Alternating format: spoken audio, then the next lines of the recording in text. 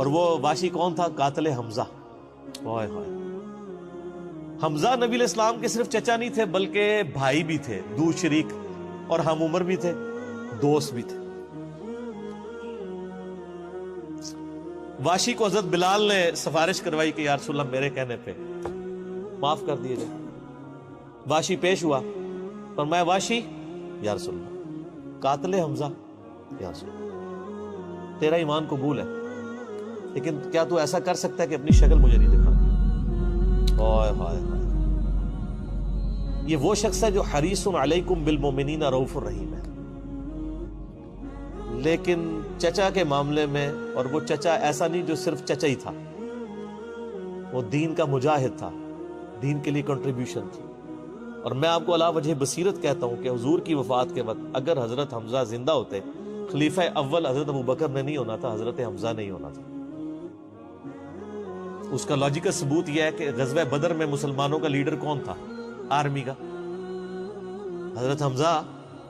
نبی علیہ السلام تو خیمے میں تھے نا، مسلمانوں کو لیڈ کون کر رہا تھا؟ حضرت حمزہ. غزوہ احد میں کون لیڈ کر رہا تھا؟ حضرت حمزہ. اس لیے آپ نے پھر غزوہ احد کے شہداء پہ جا کے جنازہ پڑھا تھا نا، کہ ان کی وجہ سے بعد والے لوگ بینیفیشری ہوں گے. تو یہ لوگ تو بینیفیشری نہیں ہوئے، ان کو تو سب کچھ آخرت میں ملا ہے. یہ نہ ہو کہ اب تم آپس میں، بخاری مسلم میں یہ بھی حدیث ہے، میرے بعد کافر نہ ہو جانا کہ ایک دوسرے کی گردنیں کاٹنا شروع ہو جاؤ. اور وہی ہوا پھر بعد میں. تو نبی علیہ السلام نے قاتل حمزہ کو معاف کیا، اور فرمایا پوری زندگی پھر واشی سامنے نہیں آیا حضور کے. حالانکہ آپ کو تو اللہ نے گارنٹی دی ہے حریص علیکم بالمؤمنین رؤوف الرحیم. نبی علیہ السلام مومنین پر رؤوف بھی ہیں، رحیم بھی ہیں. اب میں تھوڑی سی انجینئرنگ کرتا ہوں کہ انسان کو اپنے چچا سے زیادہ محبت ہوتی ہے اپنی اولاد سے. مطلب اس پہ تو کوئی دوسری رائے نہیں ہے. جن جن کے بچے ہیں، میرے بھی اپنے بچے ہیں، آپ میں سے بھی اکثر لوگ شادی شدہ بیٹھے ہیں، آپ خود انالیسس کر لیں. بلکہ اولاد تو بعض کا انسان کو ماں باپ سے آگے ہو جاتی ہے. تو جن لوگوں نے حضرت حمزہ کے ساتھ ظلم کیا اور ان کو قتل کیا، ان کا ایمان قبول نہیں کیا گیا. تو جن لوگوں نے حضرت حسین ابن علی کے ساتھ ظلم کیا،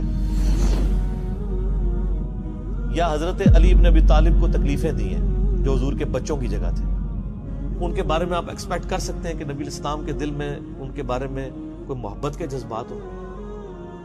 ناٹ ایٹ آل. حتیٰ کہ آپ دیکھ لیں مسند احمد میں تواتر سے وہ حدیث نقل ہوئی ہے کہ ابن عباس کہتے ہیں کہ ایک دوپہر کے وقت میں نے خواب دیکھا اور میں گھبرا کے اٹھ گیا اس خواب کی وجہ سے. میں نے دیکھا کہ نبی علیہ السلام جو ہے وہ پرانگدہ حالت ہے، بال بکھرے ہوئے ہیں، جسم پہ گرد پڑی ہوئی ہے، ہاتھ میں خون کی ایک شیشی ہے. اور میں نے کہا یا رسول اللہ میرے ماں باپ قربان، آپ کی کیا حالت ہے؟ تو فرمایا کہ یہ حسین اور اس کے ساتھیوں کا خون ہے جو صبح سے میں کربلا میں سمیٹ رہا ہوں. اور یعنی ایک اللہ کی طرف سے دکھایا گیا یہ تشبیہ، یعنی ایک لادہ سے ایک محکمہ خواب، ایک محکمہ بالکل الگ سے. آپ مجھے خواب میں آئے تو آپ کو نہیں پتا ہوگا کہ آپ میرے خواب میں آئے. یہ اللہ تعالیٰ تمثیلاً دکھاتا ہے. اور نبی علیہ السلام کو خواب میں دیکھ رہا ہے کون؟ صحابی. تو وہ تو کنفرم ہے، بخاری مسلم میں حدیث ہے جس نے مجھے خواب میں دیکھا میری شکل میں شیطان نہیں آ سکتا. اور وہ شکل صحابی کو تو پتا تھی، اور صحابی بھی عام نہیں. عبداللہ ابن عباس کہتے ہیں میں گھبرا کے اٹھا، میں نے وقت اور تاریخ نوٹ کر لی اور دن بھی. کئی ہفتوں بعد پتا چلا کہ اسی دن 10 محرم 61 ہجری میں حضرت حسین ابن علی کو شہید کیا.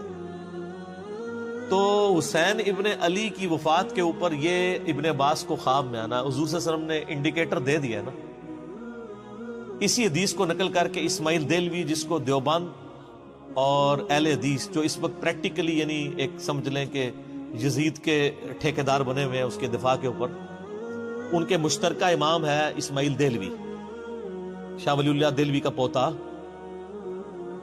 اس نے جو کتاب لکھی ہے نا تقویت الایمان، جس میں گستاخیاں بھی ہیں، وہ اس کتاب کے اندر ہم نے اس کا جے پی جی بھی لگایا تھا. اس میں اس نے لکھا ہے کہ اس حدیث سے پتہ چلا کہ نبی علیہ السلام وفات کے بعد بھی اللہ کی جنتوں میں حسین کے قتل کی وجہ سے غم زدہ ہیں. اور اس نے بھی لکھا یزید پلید لفظ لکھا. وہ اس پوری کتاب میں جہاں جہاں لفظ استعمال کرتے ہیں یزید پلید استعمال کرتے ہیں. تو بعد میں سعودیہ ایران ٹسل شروع ہوئی تو یہ یزید کی وکالت کرنی شروع کر دی. اہل حدیث تو خیر اس وقت ناسبیت اور یزیدیت کا جھنڈا اٹھائے ہوئے ہیں. دیوبند میں کم لوگ ہیں ایز کمپیئر ٹو اہل حدیث، اور بریلویوں میں تو بہت ہی کم ہے۔ تو یہ میں آپ کو صرف ایک کمپیریزن بتا رہا ہوں کہ انسان کو اپنی اولاد سے جو محبت ہوتی ہے وہ تو آپ سوچ نہیں سکتے۔ ترمذی میں اور مسند احمد میں حدیث ہے، نبی علیہ السلام نے حضرت حسین کو اٹھایا ہوا ہے اور آپ فرماتے ہیں اللہ یہ میرے بیٹوں میں سے ایک بیٹا ہے، اے اللہ اس سے محبت کر، جو اس سے محبت کرے، اس سے دشمنی رکھتے اس سے دشمنی رکھتے۔ ہم یہ پوچھتے ہیں کہ حسین سے دشمنی کس نے رکھی ہوئی ہے، ذرا پوائنٹ آؤٹ کریں نا، کیا یہ تھریٹیکل بات ہے؟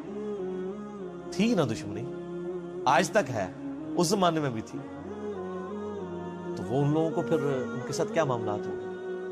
باقی واقعہ کربلا والا ریسرچ پیپر 5B پڑھ لیں تو آپ کو معاملات کلیئر ہو جائیں گے۔ تو یہ غل کے اوپر میں نے بات کی، اور اس کے اوپر بعض لوگوں جو ہیں وہ اس حدیث کے اندر تحریف بھی بعض لوگوں نے کی ہے، بعض لوگوں نے جان بوجھ کے کی ہے، بعض لوگوں نے انجانے کے اندر کیا ہے۔ یہ روایت المستدرک الحاکم میں بھی موجود ہے اور صحیح سند کے ساتھ، اور المصنف ابن ابی شیبہ کے اندر بھی موجود ہے کہ مولا علی علیہ السلام جو ہیں وہ ان کے پاس حضرت طلحہ کا بیٹا آیا، عثمان ابن طلحہ، تو آپ اس کو جب ملتے ہوئے آپ نے نا سورہ حجر کی وہ آیت پڑھی کہ جو اہل ایمان کے دلوں میں ایک دوسرے کے بارے میں غل آ جائے گا نا، قیامت والے دن اللہ تعالیٰ ان کے دل سے وہ غل دور کر دے گا، پھر وہ جنت میں آمنے سامنے بیٹھے ہوئے ہوں گے تختوں کے اوپر، ٹیک لگائے ہوئے تکیوں کے اوپر۔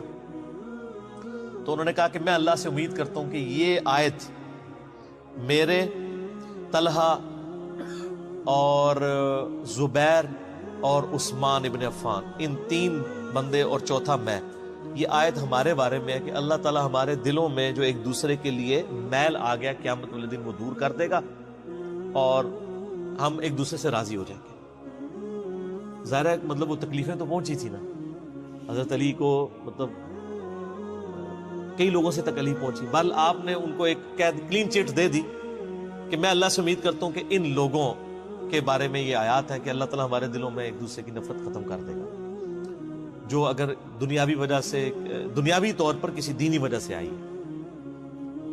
تو یہ غل کا لفظ وہاں پہ بھی استعمال ہوا۔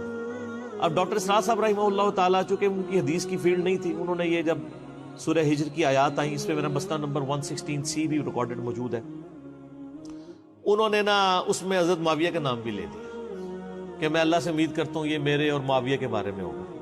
نا وہ نام لیے ہی نہیں ہے، آپ خود سے نہ داخل کریں۔ حضرت معاویہ کو حضرت علی نے نہیں معاف کیا، پوری زندگی معاف نہیں کیا، کیونکہ ان کی وجہ سے خلافت کا نظام ٹوٹا تھا۔ حضرت طلحہ تو میدان جنگ سے چھوڑ کے چلے گئے تھے، جب عمار ابن یاسر کو دیکھا کہ وہ سامنے ہیں تو انہوں نے کہا عمار کو تو باغی جماعت قتل کرے گی، وہ چھوڑ کے چلے گئے۔ تو مروان نے ان کے گھٹنے میں تیر مارا، مستدل الحاکم میں آتا ہے، اور وہ شہید ہو گئے۔ حضرت زبیر وہ صحابی ہیں یعنی جو نبی علیہ السلام کے بہادر ترین اصحاب میں سے، 12 بندے غزوہ احد میں حضور کے ساتھ رہ گئے تھے 700 میں سے غزوہ احد کے اندر، ان میں سے ایک حضرت زبیر بھی تھے، اور یہ تلوار کمال کی چلاتے تھے، اکیلے میدان جنگ میں آگے چلے جاتے تھے۔ بخاری میں آتا ہے کہ ان کا بیٹا عبداللہ ابن زبیر کہتا ہے کہ میرے باپ کے 2 شانوں کے درمیان اتنا بڑا زخم تھا جو ہیل اپ ہو گیا تھا، لیکن پھر بھی گڑا پڑا ہوا تھا، میں پورا ہاتھ اس میں داخل کر لیتا تھا، اور وہ زخم ان کو احد کے موقع پہ لگا تھا۔ ٹھیک ہے، اور پھر جنگ، اسی حدیث میں بخاری کے آتا ہے کہ جنگ یرموک کے موقع پر لوگ یعنی لیڈر کے اوپر چل رہے ہوتے ہیں، تو حضرت زبیر بھی ایک اسکواڈ کو لیڈ کر رہے تھے، تو لوگوں نے کہا حضرت آپ آگے جائیں، انہوں نے کہا جب میں آگے جاؤں گا تو میرے ساتھ کوئی نہیں آگے جا سکتا۔ وہ اکیلے گھوڑے کو انہوں نے جو ہے وہ ایڑی لگائی اور رومن امپائر کی یعنی فوج کے اندر گھس گئے، اور کوئی بھی ان سے لڑنے کے لیے تیار نہیں ہوتا تھا، اتنی بہادری تھی ان کے اندر، لیکن جنگ جمل میں حضرت علی کے مقابلے پہ آ گئے۔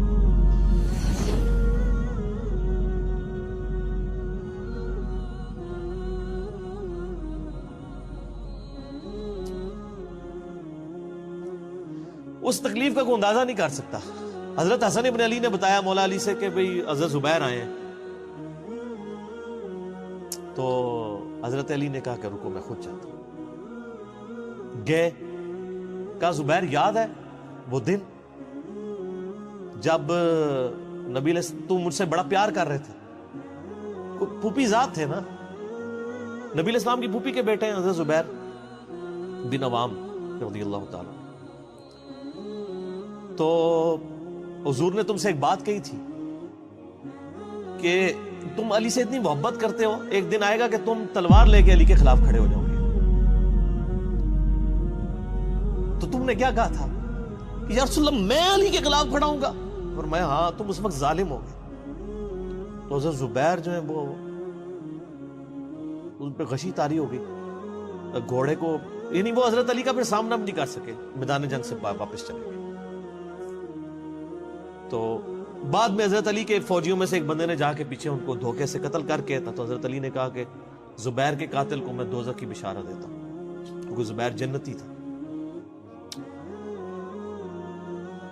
تو وہ شخص پھر حضرت علی سے ناراض ہو گیا کہ ہم نے تیری, ان کا میں نے تجھے حکم دیا تھا, جب میں نے ان کو جانے دیا تو نے یہ کام کیوں کیا؟ تو وہ پھر خارجی ہو گیا. اور یعنی یہ وہ محبت تھی, وہ جہاں محبت تھی وہ نظر آتی تھی. ظاہر ہے کہ ایک بندے کی ایک غلطی سے اس کی پوری زندگی زیرو سے ملٹی پلائی نہیں ہو جاتی ہے. جس نے اتنا کچھ دین کے لیے کنٹریبیوٹ کیا کبھی نہیں ہو سکتا ایسا. حضرت علی کو بھی اس بات کا پتہ تھا. بہرحال یعنی اللہ تعالیٰ ان سے راضی ہو, اسی لیے نبی علیہ السلام کی اس حدیث یعنی وہ حضرت علی کے اس قول کو حضرت علی فٹ کیا کرتے تھے حضرت زبیر, طلحہ اور حضرت عثمان ابن عفان پہ رضی اللہ تعالیٰ. باقی آپ میرا کربلا والا ریسرچ پیپر پڑھیں تو آپ کو پتہ چلے گا کہ کتنی یعنی مشکل وقت حضرت علی نے اپنی خلافت میں دیکھا اس حوالے سے. یعنی مصنف ابن ابی شیبہ میں آپ کے مخالفین کی لاشیں بھی ہیں, ان پہ بھی حضرت علی گریا کر رہے ہیں, ایک ایک کی لاش اٹھا کے اس کو صاف کر رہے ہیں. حضرت طلحہ کا بیٹا تھا محمد بن طلحہ, اس کی لاش دیکھی تو رو پڑے, حالانکہ وہ مخالفت میں لڑنے آیا ہوا تھا. پھر حضرت حسن سے کہا کاش میں جنگ جمل سے 20 سال پہلے ہی مر گیا ہوتا, میں یہ دن نہ دیکھتا. ایک ایسا شخص جس نے 8 سال کی عمر میں اسلام قبول کیا, جس نے اسلام کو زیرو سے 3 براعظموں میں پھیلتے ہوئے دیکھا, اور اب اس کو بڑھاپے میں یہ دن دیکھنے پڑ رہے ہیں کہ اس کے سامنے اسلام کا شرازہ بکھر رہا ہے, کہ مسلمان مسلمانوں سے لڑ رہے ہیں. ایک ایک جنگ میں 8-8 10 ہزار لوگ, جن میں مرنے والے صحابہ ہیں حضور کی تربیت یافتہ, جو ایک آواز کے اوپر حضور کی لبیک کہنے والے تھے, شیر و شکر تھے آپس میں.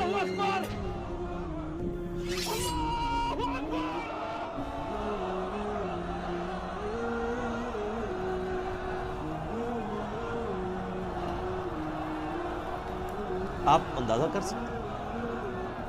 اسی لیے حضرت علی جو ہیں وہ یعنی کوفے میں شہر سے باہر آپ کو پتہ ہے کنویں ہوا کرتے تھے, اکیلے جا کے کنویں پہ بیٹھ کے رویا کرتے تھے کہ اللہ اس امت کے ساتھ کیا ہو گیا.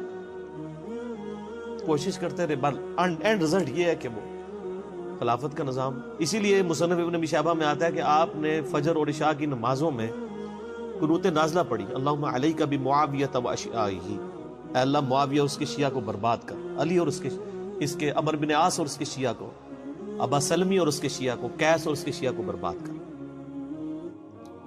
باقی احادیث میں آپ علیہ السلام نے جو بشارت کر دی تھی, سنن نسائی کبریٰ کے اندر حدیث موجود ہے, حاکم کے اندر, کہ نبی علیہ السلام نے حضرت علی سے ایک دن فرمایا تھا, اے علی اگلی امتوں میں سب سے بڑا بدبخت وہ تھا جس نے قوم عاد کی اونٹنی کو قتل کیا اور اس کے بعد عذاب آ گیا. میری امت کا سب سے بڑا بدبخت وہ ہوگا جو تیرے سر کے خون سے تیری داڑھی کو رنگ دے, اور وہی ہوا ہے. اور اس کے بعد پھر دیکھیں امت ایک جگہ جمع نہیں ہوئی ہے. حضرت علی ایک آخری کوشش تھی, اور جن لوگوں نے اس وقت ساتھ نہیں دیا پھر ان کو دنیا میں اس کا خمیازہ بھگتنا پڑا ہے. عبداللہ بن عمر نے بیعت نہیں نہ کی تو صحیح بخاری اٹھا کے دیکھیں, عبداللہ بن عمر کو آل امیہ نہیں قتل کروایا, حجاج بن یوسف نے زہر آلود نیزہ مروا دیا. اور حاکم کے اندر مجموع الزوائد کے اندر موجود ہے, حضرت عبداللہ بن عمر آخری عمر میں کہا کرتے تھے کاش میں اس وقت علی کا ساتھ دیتا اور یہ خلافت کا نظام تو بچ جاتا. کیونکہ کئی لوگ بیچ میں نیوٹرل ہو گئے تھے جو پھر ساتھ نہیں دیا, تو اس کی وجہ سے پھر حضرت علی کے چونکہ اب پاس اتنی مین پاور نہیں تھی کہ اس سسٹم کو سنبھال سکتے, بال پھر وہ شہید ہو گئے اور پھر معاملات آ گئے. خیر بات کہاں سے کہاں نکل گئی, کیونکہ یہ اس کے ساتھ غل کا لفظ تھا, تو یہ غل کے لفظ کو ایڈریس کرنا ضروری تھا. تو آج ہم جب جنگ جمل صفین نہروان کو ڈسکس کرتے ہیں تو یہ کوئی غل والی بات نہیں ہے, یہ وہ چیزیں ہیں جو ایک ریالٹی ہیں, اور وہ اگر یہ غل والی بات ہے تو نبی علیہ السلام کے دل میں بھی نعوذ باللہ غل تھا, مولا علی کے دل میں بھی غل تھا؟ ایسا نہیں تھا. وہ دین کی حمیت کہلاتی ہے، اس کو غل نہیں آپ کہتے.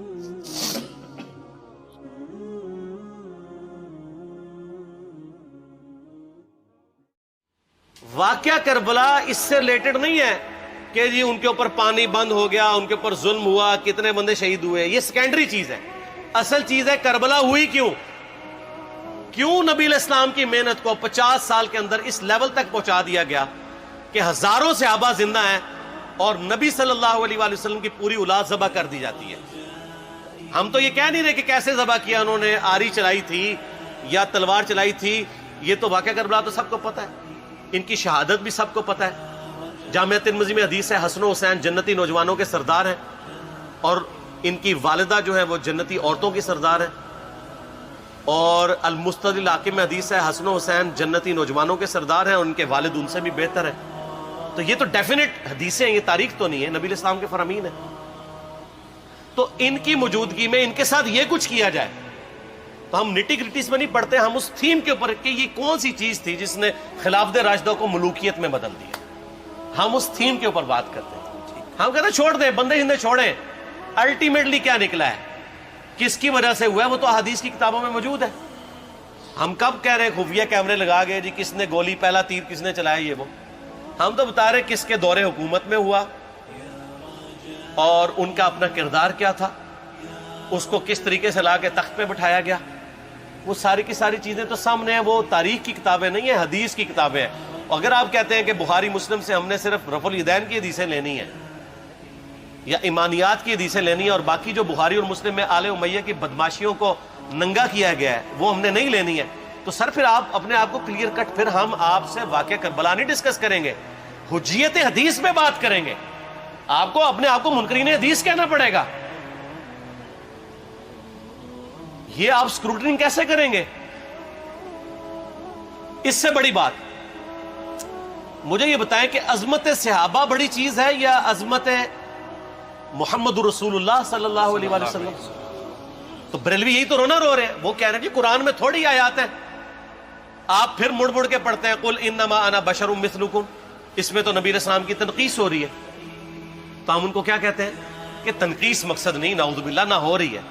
آپ افضل البشر ہیں لیکن آپ کی سپیشیز بشر ہے. یہ ہم اپنا عقیدہ سمجھتے ہیں، وہ اس کو تنقیص شمار کرتے ہیں. تو پھر اس وقت آپ بھی بریلویوں کی بات مان کے تو یہ آیات پڑھنا چھوڑ دیا کریں. آپ کہتے ہیں نہیں آیات ہے کیوں نہ بیان کریں، تو ہم بھی کہتے ہیں احادیث ہے کیوں نہ بیان کریں. کہ صحیح بخاری میں حدیث ہے 2812 عمار کو ایک باغی جماعت قتل کرے گی، وہ جماعت دوزخ کی طرف بلا رہی ہوگی اور عمار ان کو اللہ اور جنت کی طرف بلا رہا ہوگا. اب اس کے نرغے میں جو آتا ہے وہ آئے، میں اپنے نبی سے ٹکر لے لوں آپ لوگوں کے منہ کا خیال رکھتے ہوئے کہ میں نبی علیہ السلام کو کہوں کہ آپ نے کیوں ایسی بات کر دی کہ مولا علی کے مخالفین کو آپ نے دوزخ کی طرف بلانے والی جماعت کہہ دیا. تو لیں آپ ٹکر، جائیں سیدھا دوزخ میں. اور تھوڑی جرت کریں، آپ یہ کہا کریں کہ اے اللہ، اپنے لیے کہا کریں کہ اللہ تعالیٰ آپ کا حشر یزید اور یزید کے آباء و اجداد کے ساتھ کرے اور اس کی اولاد کے ساتھ. ہم کہتے ہیں کہ اللہ تعالیٰ ہمارا حشر جو ہے وہ مولا حسن حسین، مولا علی علیہ السلام اجمعین اور اہل بیت کے ساتھ کرے. آمین. اور آپ میں تو اتنی جرت نہیں آپ یہ بات بھی کر سکیں کیونکہ ان کو پتہ ہے. تو نبی علیہ السلام کی احادیث کو بیان کرنے کو یہ سمجھتے ہیں کہ جی اس سے مصیبت کھڑی ہو جائے گی تو اپنے آپ کو منکرین حدیث ڈکلیئر کریں. پھر حجیت حدیث کا مقدمہ ڈسکس ہوگا، پھر کربلا نہیں ڈسکس ہوگی. اور یہ ٹی وی پہ بھی آ کے مولوی بیٹھے ہوتے ہیں، سنیوں کے بھی شیعوں کے بھی، مڑ مڑ کے جی وہ یزید نے یہ کر دیا. وہ یزید نے کیا کیا ہے یار؟ وہ تو سسٹم کا نمائندہ بن کے آیا جو پیچھے سے خراب تھا. یزید کو لے کے بیٹھے ہیں، یزید یزید یزید یزید. بھائی پیچھے سے معاملہ خراب ہوا. اگر نہیں یقین آتا تو یہ بخاری مسلم کی میں نے آلموسٹ 200 سے زیادہ حدیث مین اسٹریم کی کتابوں سے اکثر بخاری مسلم جمع کیے، پڑھے. اور سر میں نے تو ان کو چیلنج دیا ہے یہ حدیثیں پڑھ کے نا اپنے ممبروں سے صرف ان حدیثوں کی تشریح اپنی پبلک کے سامنے کر دیں. نہیں کر سکتے تو وہ لعنت کے مستحق تو ہو رہے ہیں حق چھپا کے، اور قیامت دن کے منہ پہ لگام ڈالیے. اور پھر مڑ مڑ کے کہتے ہیں نہیں جی وہ کچھ چیزیں خاص ہوتی ہیں وہ عوام الناس کے سامنے نہیں کرنی چاہیے، وہ صحابہ کرام بھی بعض کا ایسی باتیں پبلکلی نہیں کرتے تھے. میں نے اس کے اوپر بڑا ایک میرا کلپ ہے یوٹیوب پہ، مولا علی سے متعلق 5 جھوٹ، تو میں نے کافی ساری چیزیں اس میں ڈسکس کی ہیں. لیکن میں یہ کہتا ہوں کہ اللہ کے بندو، جو چیزیں نبی علیہ السلام نے منع کی ہیں بیان کرنے سے، وہ تو ہم ڈسکس کر بھی نہیں رہے. میں نے آج تک آپ کو منافقین کے نام بتائے؟ آپ نے حذیفہ ابن یمان کو بتائے تھے نا آپ صلی اللہ علیہ وسلم نے، صحیح بخاری میں آتا ہے. تو میں نے آپ کو بتائے، آپ رازدار رسول تھے، وہ ختم ہوگی بات. میں نے کبھی ڈسکس کی ہے؟ اگرچہ میں نے صحیح مسلم کی حدیث 7035 نمبر ڈسکس کی ہے کہ نبی علیہ السلام نے فرمایا میرے صحابہ میں 12 منافق ہیں، وہ کبھی بھی جنت میں داخل نہیں ہوں گے یہاں تک کہ سوئی کی ناکے سے اونٹ نہ گزر جائے، اور ان میں سے 8 ایسے ہے جس کی کمر پہ دوبیلا پھوڑا نکلے گا. میں نے آج تک آپ کو بتایا کہ کس کس کی کمر پہ دوبیلا پھوڑا نکلا اور اس کی موت اسی پھوڑے میں ہوئی ہے؟ بتایا؟ تو میں تو وہ چیزیں ڈسکس بھی نہیں کر رہا، میں وہ چیزیں ڈسکس کر رہا ہوں جو نبی علیہ السلام نے علامات النبوہ میں بتائی ہیں. یہ امام بخاری حدیث نبوت کی دلیل کے چیپٹر میں لے کے آئے ہیں، اور امام بہقی نے 3500 احادیث پر مشتمل ایک کتاب لکھی ہے دلائل النبوہ، کہ ہم نبی صلی اللہ علیہ وسلم کو نبی کیوں مانتے ہیں، اس کے اوپر. اور اس میں یہ ساری حدیثیں عمار بن یاسر کے قتل والی لے کے آئے ہیں، بتانے کے لیے کہ دیکھیں ہمارے نبی علیہ السلام کی نبوت کی دلیل ہے کہ آپ نے اپنی وفات کے آلموسٹ 30 سال کے بعد ہونے والے واقعے کو پہلے ہی بتا دیا. یہ حدیثیں چھپانے والی نہیں، بیان کرنے والی ہیں، علامات النبوہ کی حدیثیں. آپ کہتے ہیں چھپائیں. اگر کوئی حدیث دنیا میں نہیں چھپائی جا سکتی نا تو وہ علامات النبوہ والی حدیث ہے، کیونکہ وہ تو نبی صلی اللہ علیہ وسلم کی نبوت کو جسٹیفائی کرتی ہے. ورنہ میرا ایک معصومانہ سوال ہے کہ نبی صلی اللہ علیہ وسلم نے یہ باتیں کر کے ان کے زوم میں نعوذ باللہ امت کو مصیبت میں ڈال دیا. آپ نے خود ہی فرمایا کہ یہ ہوگا. کیوں فرمایا آپ نے؟ میں تو بیان کر کے مجرم ہوں. تو جس نے مجھے خبر دی ہے ان کے بارے میں آپ کا کیا خیال ہے؟ یہ مسند احمد کی حدیث یہ میں نے گھر بیٹھ کے بنائی ہے کہ میری بیوی کا کیا حال ہوگا جس پہ خوف کے کتے بھونکیں گے. تو سیدہ عائشہ سے مجھ سے زیادہ نبی علیہ السلام کو محبت تھی، لیکن آپ اللہ کے پیغمبر تھے، آپ نے اپنے گھر کی خبر بھی نہیں چھپائی، بتا دی کہ یہ ہوگا. اور اس سے بڑھ کے آپ صحیح بخاری میں دیکھیں عمار بن یاسر کا خطبہ ہے. میں نے یہ سارا، پریشان نہیں ہونا، یہ ریسرچ پیپر میں سارا کچھ موجود ہے، اور کوئی چیز بھی ایسی نہیں جو اس میں سکپ ہو. صحیح بخاری میں خطبہ ہے کہ عمار بن یاسر کو مولا علی نے بھیجا کوفے میں. کوفے والے نیوٹرل ہو گئے تھے کیونکہ بصرہ سے سیدہ عائشہ آ رہی تھی، اور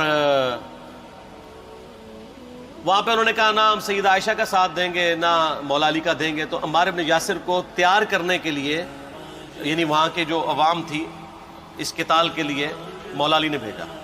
تو سیدنا عمار بن یاسر نے وہاں پہ کوفے کے ممبر پہ خطبہ دیا. بخاری کے الفاظ ہیں، اوپر والی سیڑھی پہ عمار بن یاسر نے حسن ابن علی کو بٹھایا، حالانکہ حسن ابن علی سے 4 گنا بڑی عمر تھی عمار بن یاسر کی، 90 پلس ہو چکے ہوئے تھے، 3-4 گنا ان کی عمر تھی. لیکن اہل بیت کا احترام کیا. خود نچلی سیڑھی پہ بیٹھے.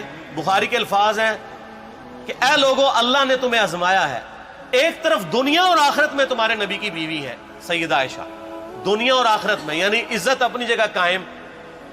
یہاں لوگ سمجھتے ہیں کسی کی غلطی آ گئی تو پتہ نہیں کیا ہو گیا. وہ یار اس کا مرتبہ اپنی جگہ ہے، غلطی اپنی جگہ ہے، پیغمبر نہیں ہے وہ. اور دوسری طرف علی ابن ابی طالب ہے. اللہ اب دیکھے گا تم عائشہ کی اطاعت کرتے ہو یا اللہ کی. علی کی نہیں، اللہ کی. کیوں؟ یا ایھا الذین آمنوا اطیعوا اللہ واطیعوا الرسول واولی الامر منکم.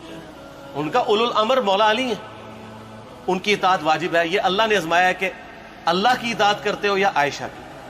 اور آپ حیران ہوں گے، یہ حدیث امام بخاری حضرت عائشہ کی فضیلت والے چیپٹر میں لے کے آئے ہیں. اگر امام بخاری مشورہ کر لیتے نا ناسبیوں سے تو انہوں نے کہا تھا سر آخری صحیح رکھو، پچھلے والا رہن دو،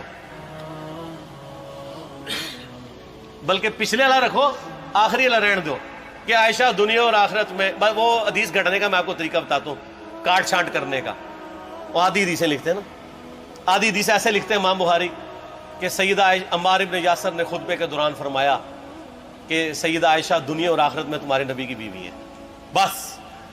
لیکن امام بخاری نے پوری حدیث لی ہے، آگے وہ بھی ڈالا ہے کہ اللہ آزما رہا ہے کہ عائشہ کی اطاعت کرتے ہو یا اللہ کی، جیسے آپ کے علماء کر رہے ہیں۔ صحیح مسلم کی حدیث 6488 آدھی بیان کرتے ہیں سارے مولوی، بریلوی، دیوبندی، اہل حدیث، سب۔ میرے صحابہ کو برا مت کہو، اگر تم میں سے کسی نے احد پہاڑ کے برابر بھی سونا خیرات کر دیا اور میرے صحابہ نے ایک مد یعنی 600 گرام خیرات کی، آدھا کلو، اس کے آدھے کو بھی نہیں پہنچ سکتا، بس۔ حالانکہ یہ مسلم کی حدیث سٹارٹ اس سے ہوتی ہے کہ عبد الرحمن بن عوف کو خالد بن ولید نے گالیاں دی جھگڑے کے دوران، حالانکہ دونوں مسلمان تھے، دونوں صحابی تھے۔ آپ نے حضرت خالد بن ولید کو بلا کے ڈانٹا، فرمایا تم میرے صحابہ کو برا مت کہو۔ تو خالد بن ولید نے تو آگے سے نہیں کہا حضور میں بھی صحابی ہوں۔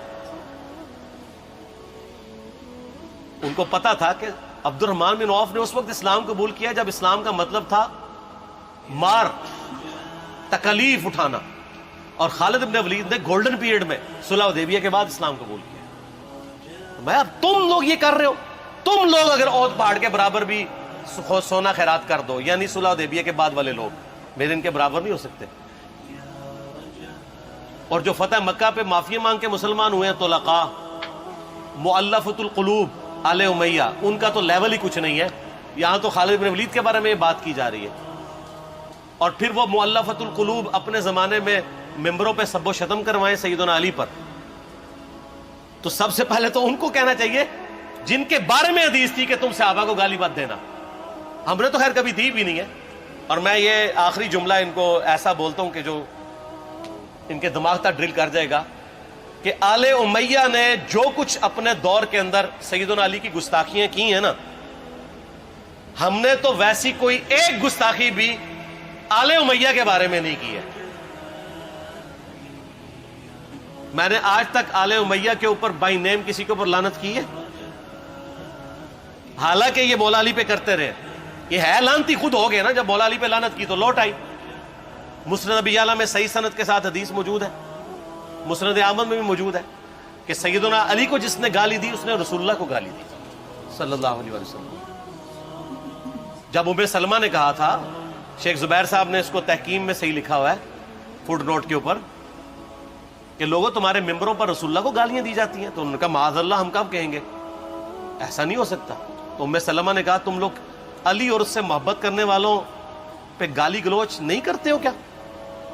جبکہ میں نبی کی بیوی کہتی ہوں کہ سب سے زیادہ رسول اللہ سے محبت، سیدنا علی سے محبت نبی صلی اللہ علیہ وآلہ وسلم کرتے تھے۔ لہٰذا جب یہ تم کہتے ہو نا علی پر لعنت، علی سے محبت کرنے والوں پہ لعنت، تو یہ لعنت تو تم نبی علیہ السلام تک لے کے جا رہے ہو، نعوذ باللہ، کیونکہ علی سے محبت کرنے والا پہلے نمبر پہ نبی صلی اللہ علیہ وآلہ وسلم ہے۔ اور پھر کہتے ہیں سب کا مطلب تنقید ہے، اور نہ، پرانیاں گلاں، پرانے بابے، پرانے بزرگ، جھوٹے ہو۔ صحیح مسلم کھولو 6229، غدیر خم سے اگلی حدیث، لعن اللہ ابا التراب کے الفاظ ہیں، مٹی والے ابن ابی طالب پر لعنت، یہ الفاظ موجود ہے۔ سب کا ترجمہ لعنت ہی ہے، تنقید نہیں ہے۔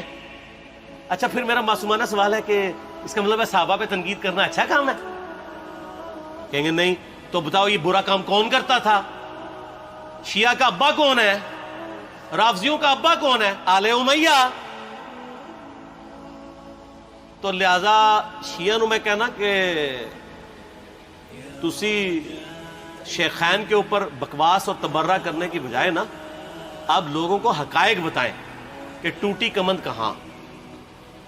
یہ سب مجرمین آل امیہ ہے، اور یہ آل امیہ اور بنو ہاشم کی لڑائیاں نبی اسلام کی بعثت سے پہلے چل رہی تھی، صدیوں سے چل رہی تھی۔ وہ تو پھر اللہ نے بنو ہاشم کو نبوت کے لیے چنا، تو ان کو یہ پھر جیلسی ہضم نہیں ہوئی، وہ چیز آگے چلتی تھی۔ خیر چھوڑ دیں، ایک تلخ ٹاپک ہے۔ صلاۃ بر محمد و آل محمد، اللہم صلی علی محمد و علی آل محمد۔ ٹھیک ہو؟